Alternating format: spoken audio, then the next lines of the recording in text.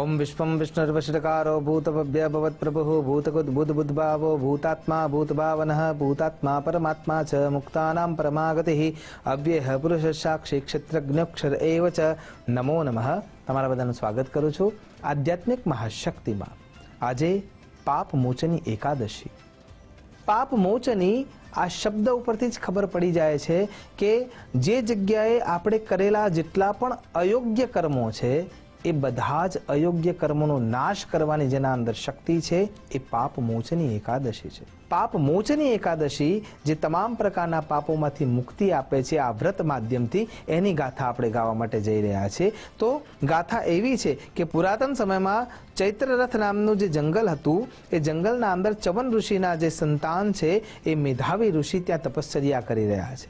અને મેધાવી ઋષિ જે તપશ્ચર્યા કરી રહ્યા હતા એ ઋષિની તપશ્ચર્યાના કારણે થઈને એ જંગલ છે એ જંગલના અંદર વસંત ઋતુ જ્યારે કે ચારે બાજુ ફેલાઈ હોય, ચારે બાજુ સુવાસિત પુષ્પો હોય, પાણી છે એ કલકલ અવાજ સાથે વહી રહ્યું હોય અને ચારે બાજુ મધુરમ સુગંધ ફેલાયેલી હોય, પુષ્પો મકરંદ સુધી પહોંચી ગયા હોય, ભમરાઓ ગુંજન કરી રહ્યા હોય, એવી દિવ્યતા સાથેનું તેજ સાથેનું એ જંગલ પ્રકાશમય થઈ રહ્યું છે।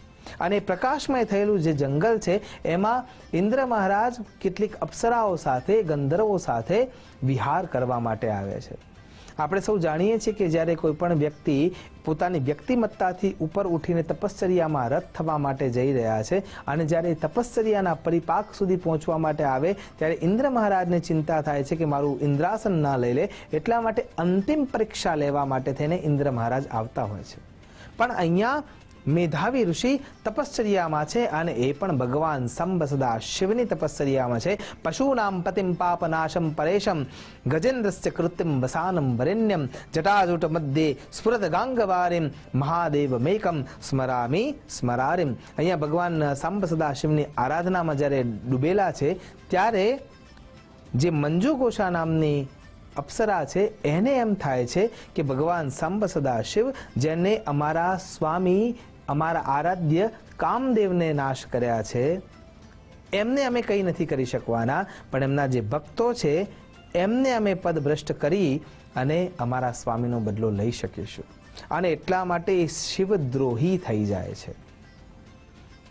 આ શિવદ્રોહી શબ્દ થોડો અયોગ્ય લાગે છે। ભગવાન સાંબ સદા શિવનો કોઈ દ્રોહ કરે તો એ આ પૃથ્વી પર શું બ્રહ્માંડના કોઈ ખૂણામાં રહી શકે એમ છે જ નહીં। અને શિવજી તો સદૈવ કલ્યાણદાતા છે।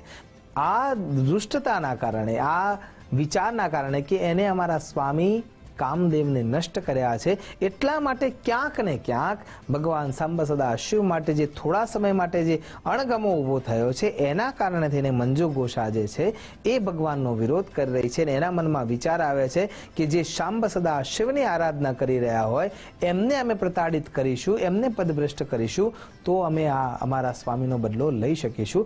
અને એટલા માટે થઈને એ જે મેધાવી ઋષિ તપશ્ચર્યા કરવા માટે જઈ રહ્યા હતા, બેઠેલા હતા, તપશ્ચર્યાના પરિપાક સુધી પહોંચ્યા હતા, ત્યાં જઈ એમની સેવા અર્ચના આરાધના કરવાની શરૂઆત કરે છે અને એમનું તપ ભંગ થાય છે। પ્રશ્ન હજી ત્યાં જ છે કે આટલા પ્રબળ તપશ્ચર્યામાં પહોંચેલા જે ઋષિ છે એ અચાનક તપભ્રષ્ટ થવા માટે તૈયાર થાય કેવળ સુંદરતાના કારણે થઈને? જરાય નહીં। જ્યારે સ્ત્રી સેવા રૂપે આવે છે, સેવા રૂપે આવ્યા પછી આપણે અલગ અલગ વિડીયોમાં એવું સમજ્યા કે જે કોઈ પણ વ્યક્તિના હાથથી ખાવાનું લઈએ, એના હાથનું પાણી લઈએ, એના વિચારો ધીરે ધીરે આપણા સુધી પહોંચતા થાય, એના સાથે વાર્તાલાપ કરીએ અને એના વિચારો આપણને સ્પર્શતા થાય અને જો એમાં આપણે ક્યાંક ને ક્યાંક ષડરીપોના શિકાર થઈએ તો આપણે પદભ્રષ્ટ થઈ શકીએ છીએ। અને એ રીતે મંજુ ઘોષાએ વારે વારે જે ઋષિ કેવળ પત્તા ખાતા હતા, ઝાડની છાલ ખાતા હતા, એને પોતાની જીભના સ્પર્શ માધ્યમથી જૂઠું એઠું કર્યું અને એ પદાર્થો એમને ખવડાવીને પોતાના વશમાં કરવાની શરૂઆત કરી અને ધીરે ધીરે એ ઋષિ ત્યાંથી પદભ્રષ્ટ થયા, એના સાથે રમણ કર્યું, એના સાથે લગ્ન કર્યા અને લગ્ન કર્યા પછી અમુક સમયનો અંતરાલ પસાર થઈ ગયો અને ત્યારે મંજુ ઘોષાના મનમાં એમ થયું કે હવે મારું કાર્ય પૂર્ણ થયું છે અને સત્યતા જણાવી અને જેવા મંજુ ઘોષા ત્યાંથી નીકળવા માટે તૈયાર થયા અને ઋષિને ખબર પડી કે આને મારા સાથે છળ કર્યું છે, અને એટલા માટે કમંડળમાંથી અંજલિ ભરી અને એને શ્રાપ આપે છે કે તે પિશાચિનીનું કાર્ય કર્યું છે, એટલા માટે તારું શરીર બદલાઈ જાય અને તારે પિશાચિનીની યાતના ભોગવવી પડશે. મંજુ ઘોષાનું શરીર તત્કાલ પરિવર્તિત થઈ રહ્યું છે, પણ ત્યાં એ ઋષિના ચરણોમાં પ્રણામ કરી અને પોતાની ભૂલનો એકરાર કરે છે. અને એ અપરાધ બોધને કારણે થઈને ઋષિ પાછા દ્રવિત થાય છે અને એમ કહે છે કે ફાલ્ગુન માસના કૃષ્ણ પક્ષની જે પાપ મોચની એકાદશી છે એનું વ્રત વિધિ વિધાન કરીશ તો તને આ અવસ્થામાંથી પાછું તારું સ્વખોળિયું મળી જશે. અને ઋષિ ત્યાંથી નીકળી જાય છે, પોતાના પિતાને મળે છે. પોતાના પિતાને સંપૂર્ણ રૂપે આ ગાથા જણાવે છે કે આવી ભૂલ મારાથી થઈ છે. અને એ વખતે ચવન ઋષિ પણ એમ કહે છે કે તાલી એક હાથે વાગતી નથી. જેટલો દોષ મંજુ ઘોષાનો છે એટલો જ દોષ તારો પણ છે. એક હાથે તો કેવલ પ્રહાર થાય, બીજો હાથ મળે છે ત્યારે જ તાલી પડે, એટલે તારો પણ દોષ એટલો જ હોવાના કારણે થઈને તમારે પણ તપસ્ચિત થવું પડશે. અને એ તપશ્ચર્યાના અંદર તમારે પણ એ જ પાપમોચની એકાદશીનું વ્રત વિધિ સાથે કરવું પડશે અને ત્યારે તપશ્ચર્યાના અંતે તમે એમાંથી મુક્ત થઈ શકશો. આ તરફ ઋષિ તપશ્ચર્યા કરે છે, આ તરફ એ પિશાચની તપશ્ચર્યા કરે છે અને આ વ્રત વિધિ વિધાનનો સમય આવે છે. વ્રત વિધિ વિધાન યોગ્ય નિયમો સાથે પૂર્ણ કરવાના અંતે એમને જે મંજુ ઘોષા હતી એને પોતાનું સ્વખોળિયું પ્રાપ્ત થાય છે અને ઋષિ શુદ્ધ થાય છે. કહેવાનો તાત્પર્ય અહીંયા એ છે કે આ એકાદશીની જ્યારે તમે આરાધના કરો છો ત્યારે સૌથી પહેલાં તમારે તમારા થકી થયેલા જે પાપો છે એનું સ્મરણ કરી ભગવાનના આગળ એ અરજી મૂકવાની છે કે મને નિષ્પાપ કરો. અને નિષ્પાપ કરવો હોય તો સૌથી પહેલાં પુણ્યનો પ્રહાર જરૂરી છે. અને પુણ્યનો પ્રહાર કઈ રીતે કરી શકાય?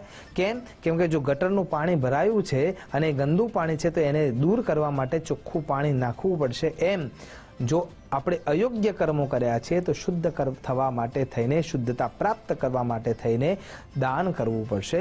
4 જગ્યાએ દાન કરવું આ એકાદશીના અંતિમ સમયે એટલે કે દ્વાદશીના તિથિએ પારણના આગળના ભાગમાં તમારે આ કરવું જોઈએ. એમાં ચકલાને ચણ, કીડીને કીડિયારું, કૂતરાને રોટલા, ગાયોને ઘાસચારો અને 5મું સૌથી શ્રેયસ્કર કર્મ કોઈ પણ શિવાલયમાં, કોઈ પણ વિષ્ણુ નારાયણના મંદિરમાં પીપળાના વૃક્ષને વાવવું અને એને મોટું કરવું. કેમ કે એના ઉપર જ્યારે જેટલા પણ જીવાત્માઓ રહેશે, જે અસંખ્ય હશે, અને એ જ્યારે એના ઉપર જીવન વ્યાપન કરશે અને તમે એને સાચવી રહ્યા છો તો એ બધું જ પુણ્ય તમારા ભાગમાં આવી શકે છે અને ત્યારે પાપ મોચન થઈ શકે છે. આશા કરું છું કે આપણે આ પ્રમાણે પાપાંકુશ રાખી માનવને મનમાં સ્થિરતા સાથે આપણા થયેલા જે પાપો છે એને યાદ કરી અને અપરાધ બોધને યાદ કર્યા પછી પવિત્રતાને પ્રાપ્ત કરી શકીએ અને ખરા અર્થમાં પાપ મોચન થઈ અને ઈશ્વરના સાનિધ્ય સુધી પહોંચી શકીએ. એ જ અભ્યર્થના સાથે નમસ્કાર. અસ્તુ સદા શિવોહમ. નમો નમઃ.